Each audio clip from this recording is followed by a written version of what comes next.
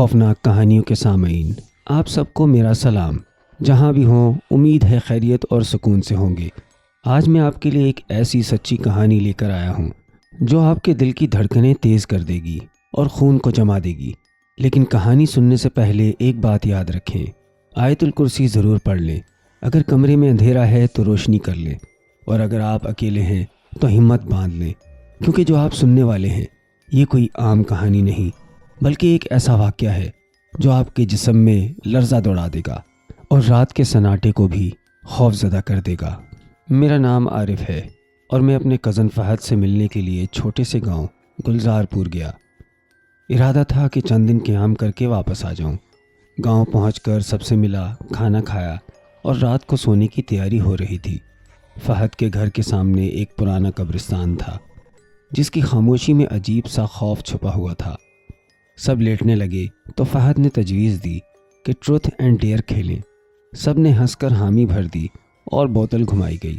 میری باری آئی تو میں نے ڈیئر چن لی، یہ سوچ کر کہ رات میں کچھ خاص نہیں ہوگا۔ فہد نے مسکراتے ہوئے کہا، چلو تم قبرستان جاؤ اور ویڈیو بنا کر لاؤ۔ میں نے فوراً انکار کیا، کیونکہ رات کا اندھیرا اور قبرستان کا منظر ہی دل میں عجیب سا خوف پیدا کر رہا تھا۔ مگر فہد نے دل پر ہاتھ رکھ کر کہا، ہم تمہارے ساتھ چلیں گے، تم اکیلے نہیں ہو، بس تھوڑی دیر کے لیے، ویڈیو کے لیے، اور ہمیں بھی مزہ آئے گا۔ میں نے ہچکچاتے ہوئے حامی بھر دی، مگر دل کی دھڑکنیں تیز ہو رہی تھیں۔ قبرستان تک پہنچنے کے راستے پر ہر چیز خوفناک محسوس ہو رہی تھی۔ درختوں کی شاخیں ہوا میں سرسراتی ہوئی حرکت کر رہی تھی اور ٹھنڈی ہوا میرے چہرے سے ٹکرائی تھی، جیسے کوئی نامعلوم چیز مجھے پیچھے سے چھو رہی ہو۔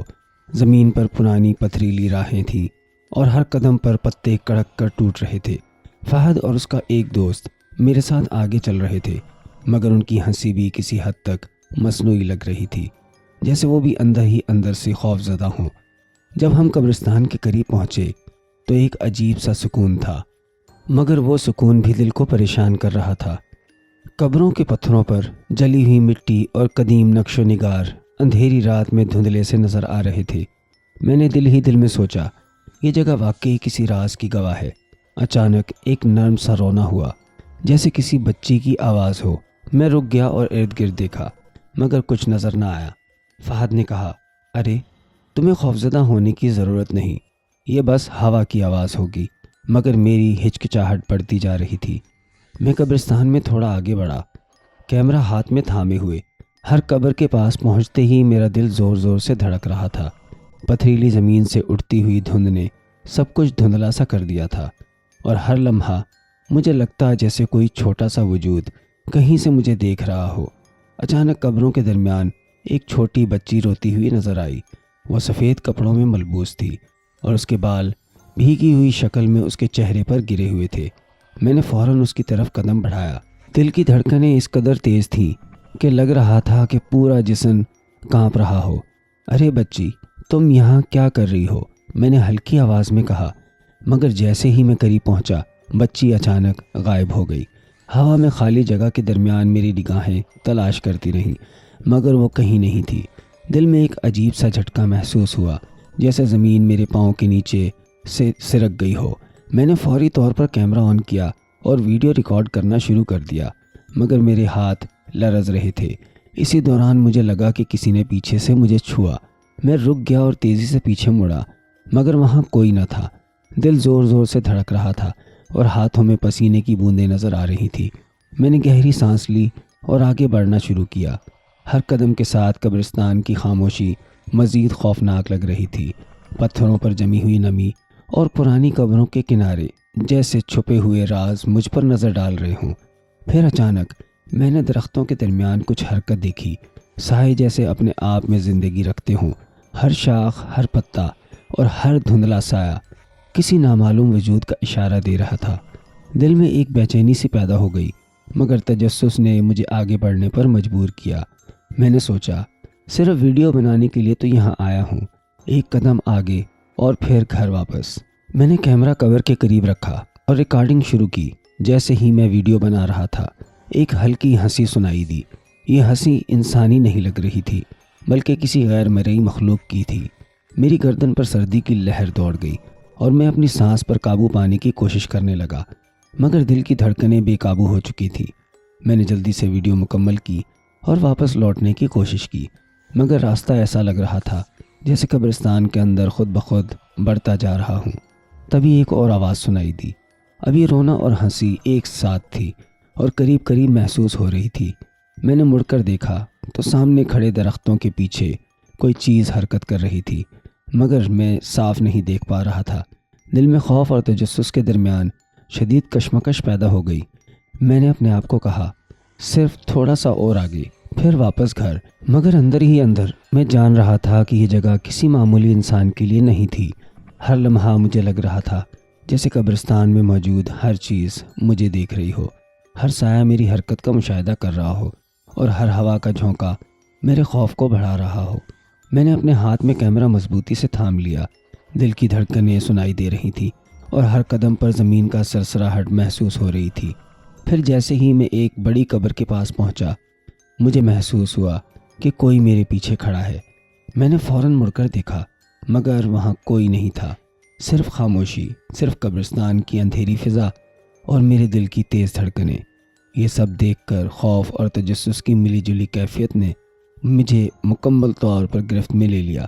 میں جان رہا تھا کہ میں کچھ ایسا دیکھنے والا ہوں جو شاید زندگی میں دوبارہ نہ دیکھ سکوں۔ میں جیسے ہی قبرستان کے اندر سے واپس پلٹا، دل دھڑک رہا تھا، پسینہ ٹپک رہا تھا اور کیمرہ میرے ہاتھ میں لرز رہا تھا۔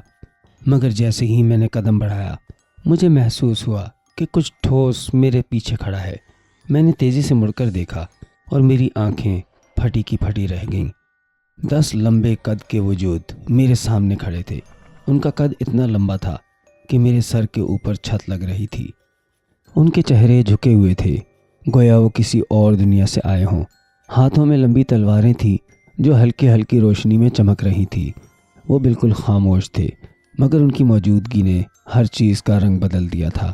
خاموشی میں بھی ایک خوفناک شور محسوس ہو رہا تھا اور دل کی دھڑکن ان کی نظروں میں چھپی ہوں۔ میری سانس رک سی گئی اور میرا دل تیزی سے دھڑکنے لگا۔